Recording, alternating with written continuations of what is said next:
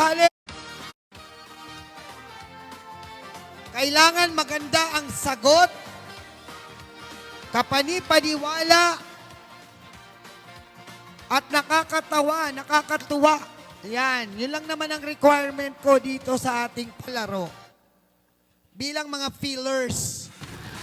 Ayan na, Mountain View College and USTP Kalamag sa larong karambola. Ang unang makakahawak sa leeg ng baka.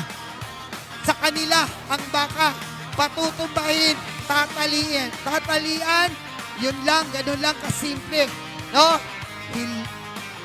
Hulihin ang baka with their bare hands. Ang unang makakahawak, kaya masaya ang karambola kasi marami sila sa loob ng arena. Dalawang baka mag-aagawan, sa kanila ang baka mahawakan.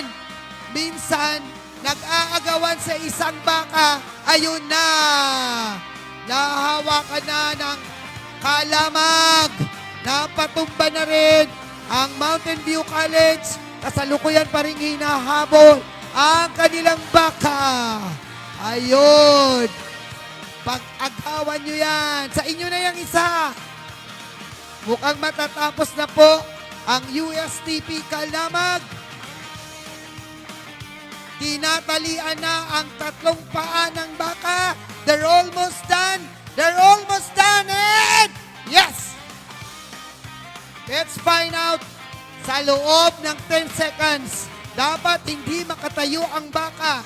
And the decision of the judges, it's a good play! Congratulations, USTP Kalamag. Samantalang napatumba na rin po ng Mountain. Oy! Humabol ang MBC. Oops, 10 seconds. Decision of the judge is also good play. Congratulations sa dalawang teams ng mga kababaihan. Ito po ang mga kababaihan na nagpapatunay na kahit sila mga babae, kayang-kaya nilang gawin ang ginagawa ng